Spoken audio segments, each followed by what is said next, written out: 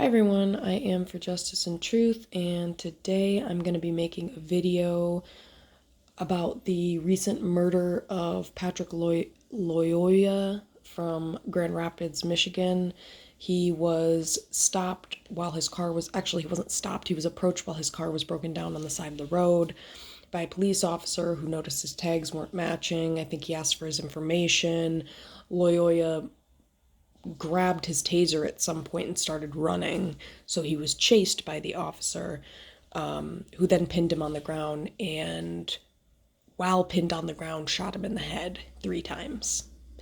I need to make a video on this because I think I've been needing to make a video on this for a long time. I just, for various reasons, felt like maybe what I had to say wasn't really that valuable or helpful. I mean, there was a lot of feelings of helplessness surrounding this and many other really, really fucked up things going on in the world because I don't have full blown complete solutions for these things. I have solutions for how to understand certain situations, human behavior, psychology, mental health. But I think all of those things play an important role in some of these police brutality, or if not all of these incidences of police brutality, because, well, if you know anything about trauma and chronic trauma, you understand then, or you will start to understand some of the reactions of these victims of abuse at the hands of police. When you have been exposed to long-term chronic trauma of seeing other people who look like you being murdered and violated by the police for absolutely no reason at all, when you see a similar stimulus in the environment, and this is with anything in any kind of trauma. This is like, for example, if I were to get bit by a cat, now every time I go around cats, I'm gonna be afraid of cats. This is like basic common sense. This is why I didn't think I had to talk about this, but I guess I do because the shit keeps happening. So obviously, these cops are idiots, for one, and uneducated and don't know the first thing about trauma, and that's obvious because like I said, the shit keeps happening. So it's obviously not being understood that the grabbing of the taser is a trauma response because, well, what typically happens for Black people when they're stopped by the police, or I don't want to say typically, what happens a lot, or we see a lot, at least we're exposed to, and it's put in front of our face in the media all the time. What happens? Black people are hurt or killed or falsely imprisoned or harassed or you name it by police. And so that I would imagine, unless you are somebody who literally lives under a rock, I would imagine that probably any Black person that comes across police is in some way, shape, or form triggered or has some type of fear response going on there. How could you not? So what's the point in saying that? Well, first off, the point in saying that is, what's the first thing anybody who knows anything about anything knows about what happens when fear starts taking over in your brain? Well, what starts happening is your judgment center of your brain, which is in the frontal lobe of your brain, starts to become unable. Once the fear and the adrenaline and all that stuff starts, and the cortisol starts pumping and whatever, the stress hormone, your ability to make proper judgments pretty much becomes non-existent. So basically, when you get triggered by a stimuli in the environment that has previously, or not even previously, but that just triggers you and causes you some type of anxiety and fear, you're gonna your ability to know how to respond to that, which is kind of shitty. You would think it would be the opposite, but your ability to know how to respond to that or properly respond to that in a way that is going to be productive for you or for the situation or for everybody involved is going to diminish greatly and almost be non-existent. So the judgments that you're making in that moment are going to be nonsensical sometimes because you're terrified for your life. So grabbing a taser is not that surprising. I mean, we saw Rayshard Brooks do the same thing and run and get the hell out of there. Well, why would somebody do that? Because they're terrified for their life. They grab the taser because it's not a lethal weapon. So it's like, I'm going to grab the taser and run and get the hell out of here because fight, flight, or freeze. Some people, fight, flight, freeze, or fawn. So some people freeze when they're stimulated or, they get triggered by some stimulus. Some people freeze and they do nothing. Some people start trying to fight. We've seen certain videos where people just straight up shoot the cops when they start doing that. Well, and people would say, oh my gosh, I can't believe, nope, that's a trauma response. It's called fight and it's normal. And did I just already go over flight? You take the taser and run, or like Jacob Blake, that's flight. So he got shot in the back 7 times for having a normal trauma response. Honey, please. Sorry, folks. Honey, yeah, this is quite disruptive. Yeah, thank you. Yeah, happy birthday. Fight, flight, freeze, or fawn. So freeze and fawn is more so like what you see people doing in everyday life, like what you would see. Fawning is like people pleasing in order to protect yourself in a traumatic situation. And freezing is like you're so terrified that you just don't do anything. You just freeze. You just can't move. So I'm going to continue on with this later.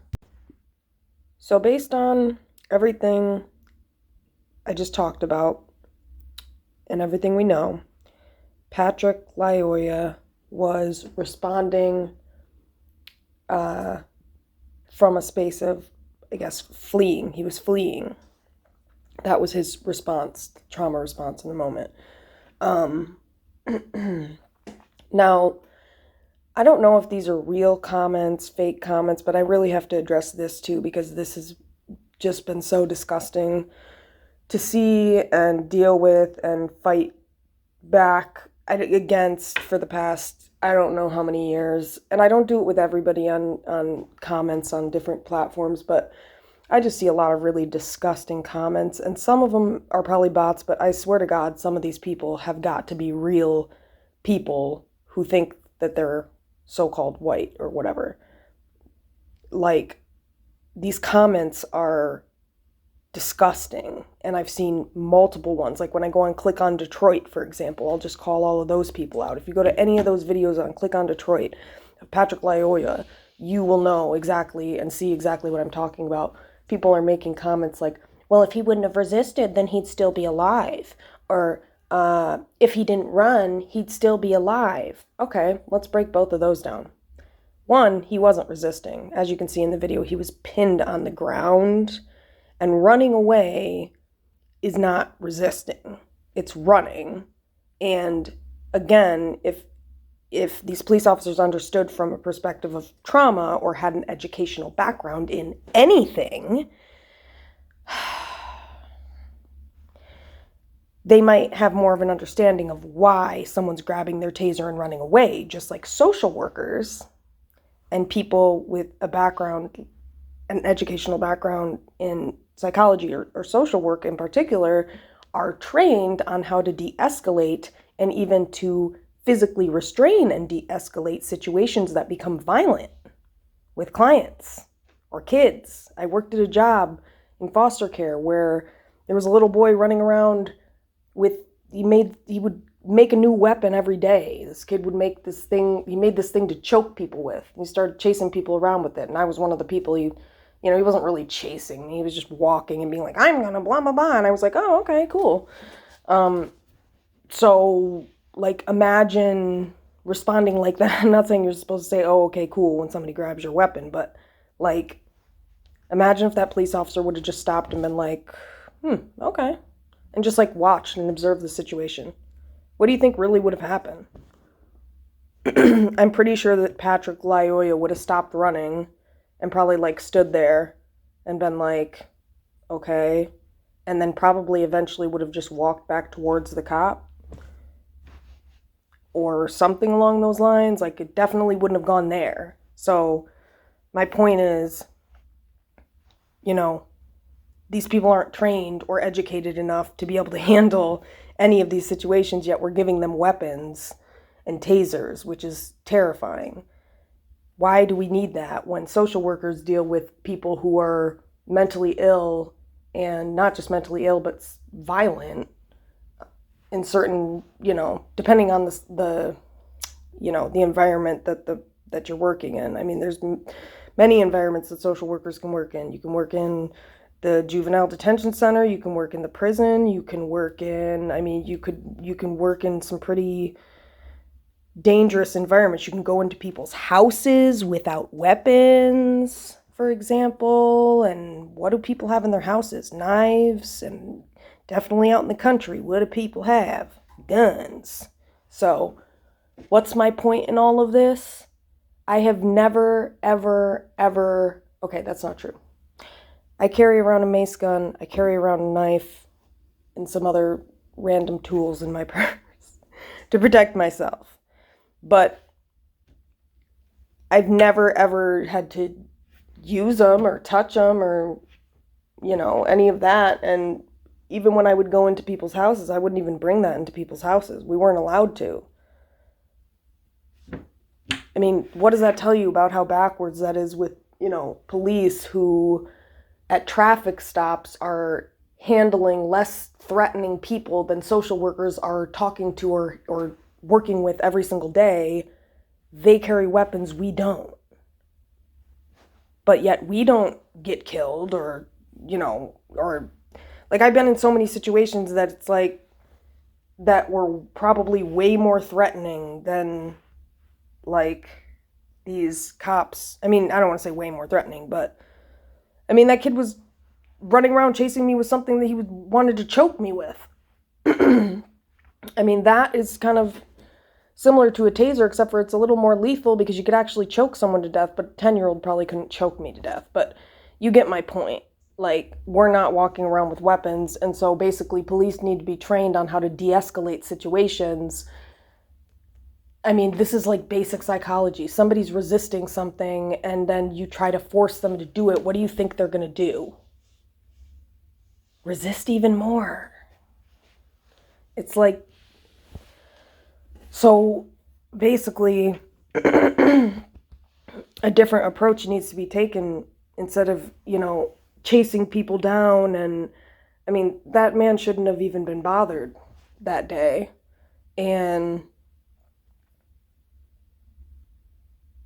I just think it's ridiculous that we continue to criminalize innocent people who have been provoked. That's the other thing, is he was provoked. If you listen to the tape and you hear the police officer's voice from the very beginning, there was nothing about how he was speaking to Patrick Lyoya that was